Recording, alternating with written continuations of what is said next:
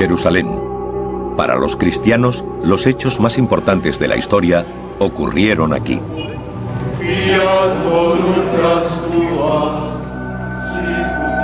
La Biblia dice que esta es la ciudad donde vivió Jesús sus últimos días y donde fue crucificado. Lo que ocurrió aquí cambió el mundo. 2000 años después, la ciudad también ha cambiado. Destruida y reconstruida más de 20 veces en otros tantos siglos. Solo quedan fragmentos, rastros y ruinas de la ciudad que conocería Jesús. Ahora, gracias a décadas de investigación, podemos revelar cómo habría sido con modelos gráficos en 3 dimensiones. Las calles y puertas por las que pudo caminar. La compleja red de abastecimiento de agua que sació la sed de esta desértica ciudad. Las piscinas donde, según algunos, Jesús hizo milagros. El complejo del templo, el corazón de la ciudad y de la fe judía, donde Jesús enseñó y oró. Una extraordinaria obra de ingeniería arrasada casi al mismo tiempo que se terminó.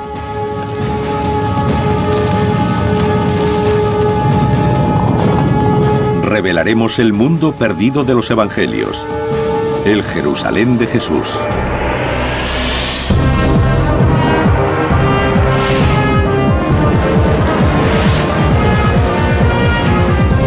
Mundos perdidos, el Jerusalén de Jesús.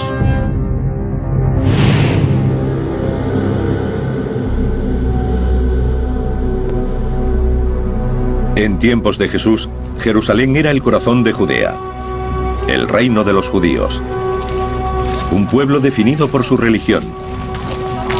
Para ellos, era el lugar más importante del mundo.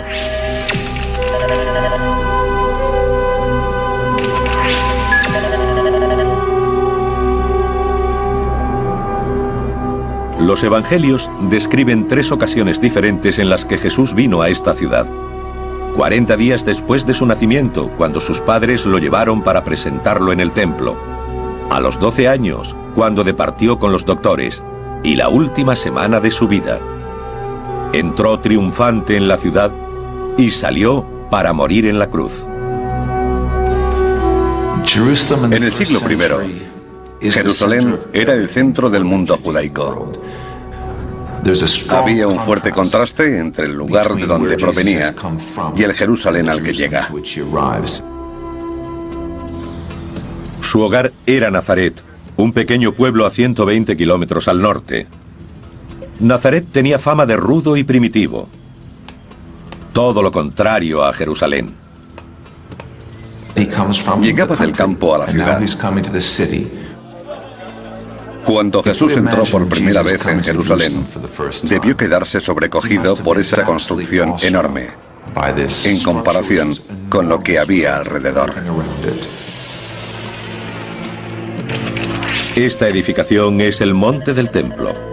Para los investigadores que intentan reconstruir el aspecto de la ciudad en el siglo I, supone un desafío singular. La mayor parte desapareció al ser destruido décadas después de la muerte de Jesús por el ejército romano. Y como es lugar sagrado para 3 de las grandes religiones del mundo, el judaísmo, el cristianismo y el islam, no se han permitido las excavaciones desde hace más de 150 años.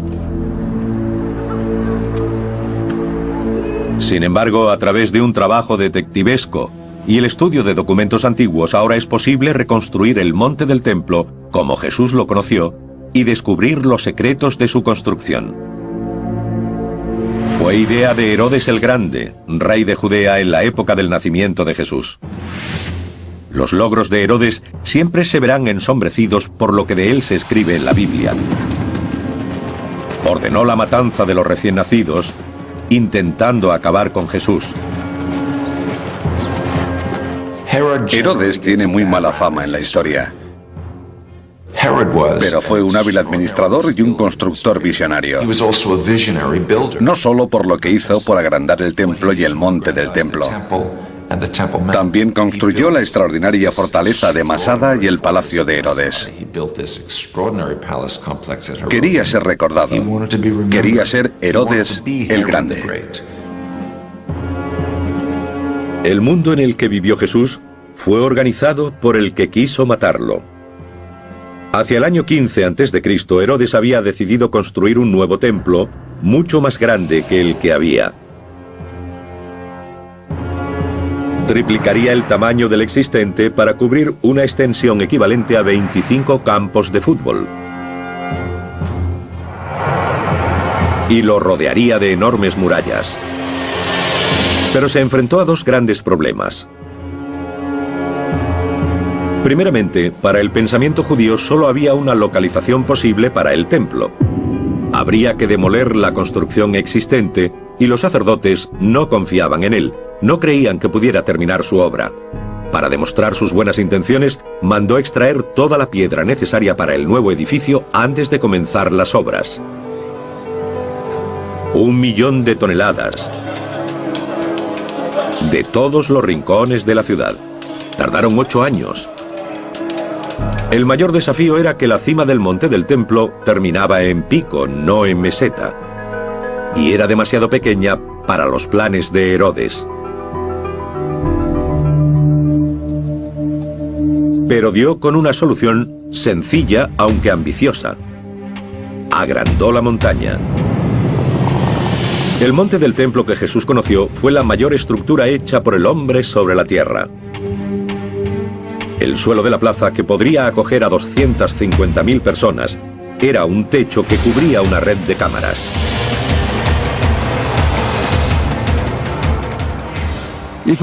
En el monte del templo actual vemos una gran zona lisa nivelada, pero está construida artificialmente.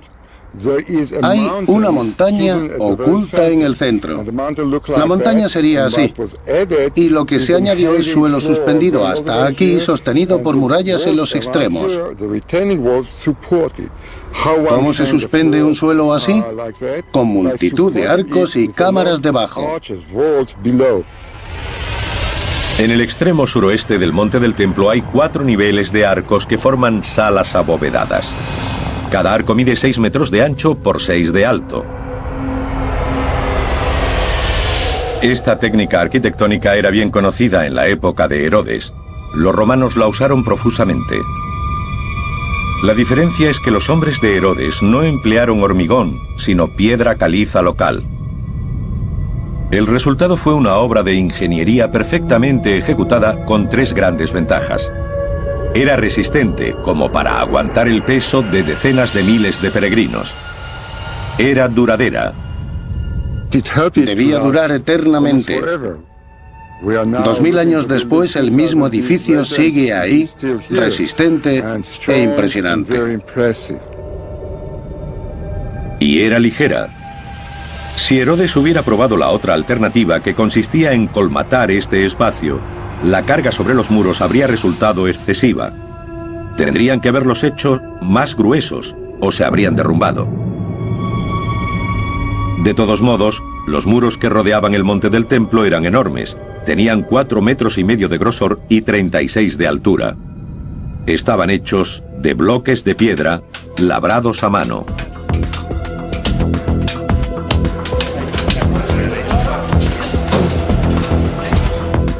El monte del templo tiene 1,5 kilómetros de circunferencia. Una capa de piedras, si solo tuviese una hilera, tendría de 800 a 1000 unidades. De media, cada una de esas piedras pesaría unos 4.500 kilos, aproximadamente el peso de un elefante adulto. Algunas eran mucho mayores. Los arqueólogos han localizado el bloque más grande usado en la construcción del monte. Se encuentra en lo que se conocen como los túneles rabínicos. Ahora enterrado por 2000 años de evolución y cambios, en la época de Jesús estaba a la vista, al nivel de la calle. La doctora Jody Magnes es una experta mundial en la arquitectura del Jerusalén de Jesús. Esta gran piedra forma parte de lo que se llamó hilera maestra. La idea era estabilizar el monte del templo incorporando una serie de piedras mucho más grandes, altas y pesadas que el resto. Es difícil imaginar su tamaño. Es 20 veces mayor que los bloques más grandes usados en la construcción de las pirámides de Egipto. Tiene 12 metros de largo y 3 de alto, y pesa más de 400 toneladas. Jesús o cualquier otro visitante de Jerusalén se encontraría ante una edificación de gran escala. Y los constructores de Herodes la abordaron con gran ingenio y destreza. Cada hilera de piedras está ligeramente retrasada, ligeramente compensada con la de abajo. Esto da estabilidad a las partes más bajas de los muros, necesaria para llevar el peso arriba. Y eso crea, o debería decir, corrige una ilusión óptica.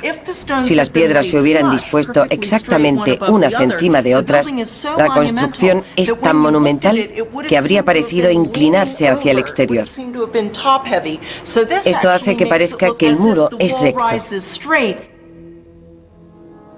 Los canteros fueron tan hábiles que el espacio entre las piedras es casi nulo. Shimon Gibson nos demuestra su pericia. Encajaron las piezas perfectamente. Los canteros fueron tan exactos que si pongo un billete de $50 aquí consigo que no se caiga. Pero solo eso, porque no entra. Esta parte del muro ha permanecido intacta 2000 años, pero los constructores confiaron en el conocimiento del trabajo, no en la argamasa, para mantener unidos los bloques. 18.000 personas trabajaron para levantar estos muros. La tarea comenzó 15 años antes del nacimiento de Cristo y se prolongó durante 80 más. El lugar, tal como lo conoció Jesús, era la mayor obra del mundo. Pero ahora podemos recrear su aspecto cuando se terminó. La mayor edificación sobre la tierra. Estuvo en pie solo 5 años antes de que un brutal ejército romano lo destruyera. A continuación, uno de los grandes enigmas de la arqueología. Reconstruiremos el edificio más importante de la vida de Jesús y la culminación del monte, el propio templo.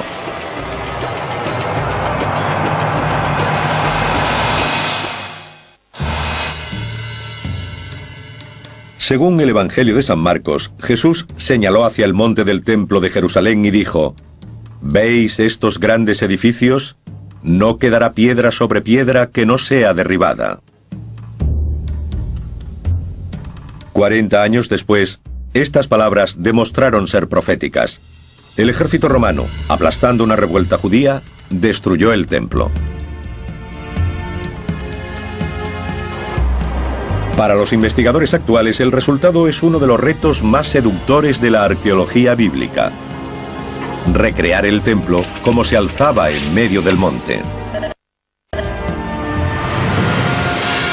Se ha necesitado el trabajo de generaciones de científicos y eruditos para construir una imagen de lo que Jesús habría visto cuando llegó aquí. Al entrar en el monte del templo, cruzaría una serie de patios o espacios abiertos.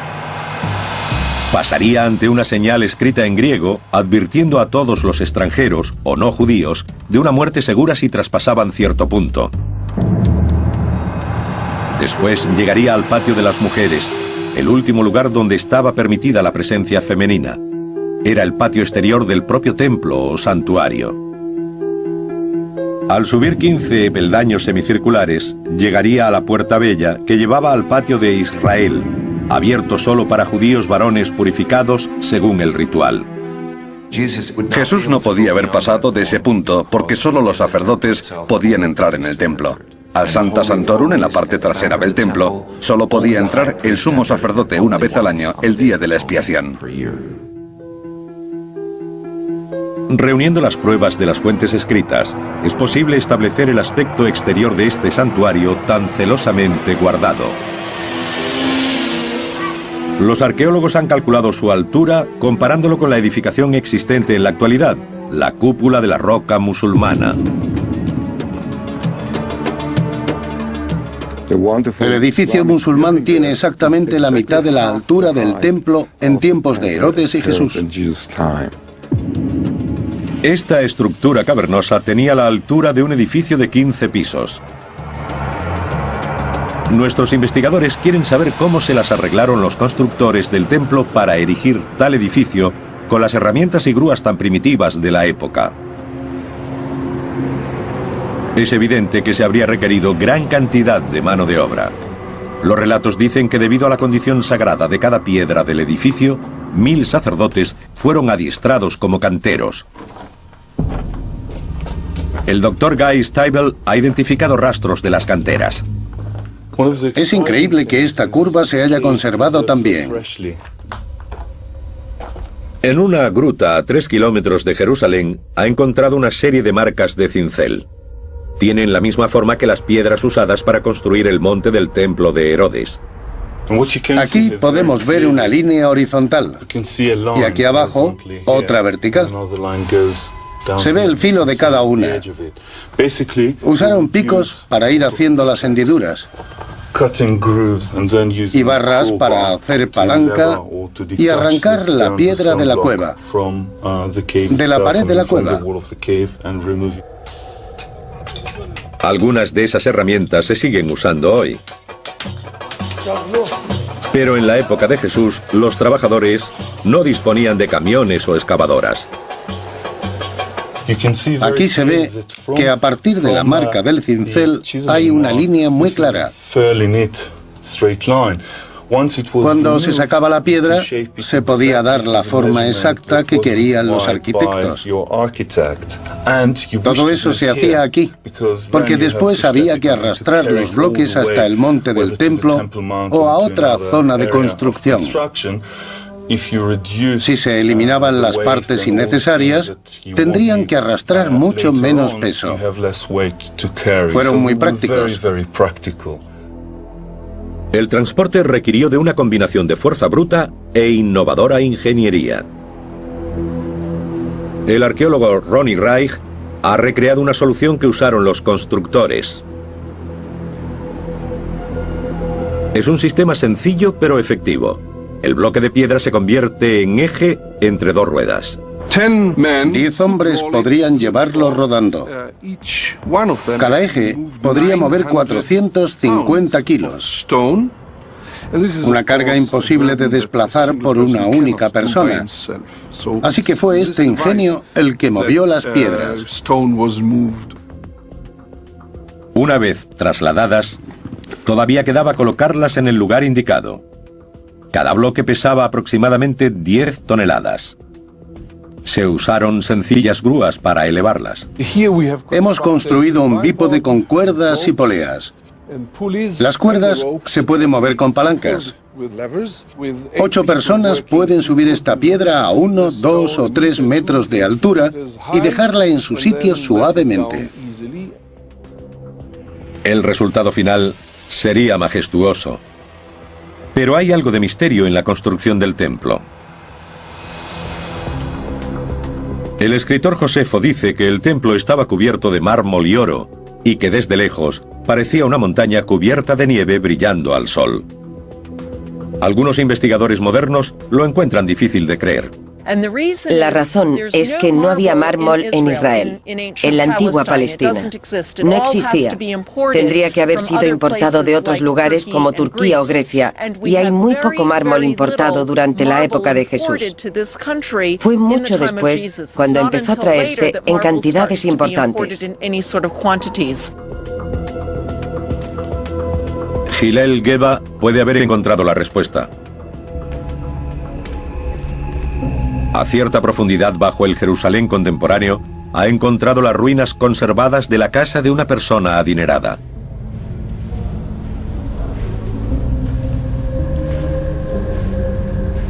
Los muros y techos están cubiertos de complejos dibujos.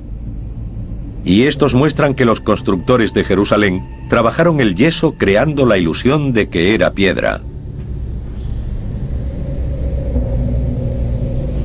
Este muro ha sido tallado para imitar los bloques que conformaron los muros del monte del templo.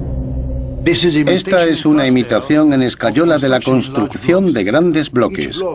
Cada bloque tenía un marco. Está en blanco, sin decoración, pero hay otros ejemplos que la tienen. Parece posible que en la fachada del santuario se usara una ingeniosa técnica. En mi opinión, cuando nuestras fuentes describen el templo con mármol o cubierto de mármol, lo que realmente quieren decir es que el edificio estaba hecho de una brillante piedra blanca, o quizá de piedra cubierta de estuco brillante. Ahora podemos mostrar el templo como habría sido cuando vivió Jesús. El punto central de la ciudad, blanco y oro, con columnas de humo elevándose desde los altares de los sacrificios. El edificio fue un imán para creyentes de todo el Oriente Próximo. Cuando Jesús llegó a Jerusalén para su última Pascua, pudo haber más de 200.000 visitantes. Jerusalén tenía que acogerlos. Mientras los peregrinos se ocupaban de sus asuntos espirituales, la vida diaria de esta desértica ciudad estaba dictada por algo mucho más básico: la necesidad de agua.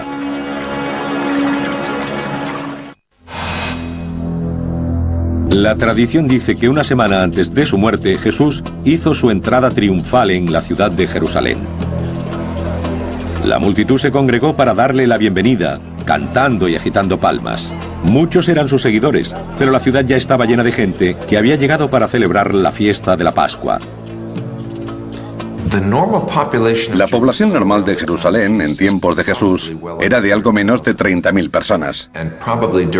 Pero durante la época de las fiestas, en ese caso la Pascua, podía llegar a haber 10 veces más, unas 300.000.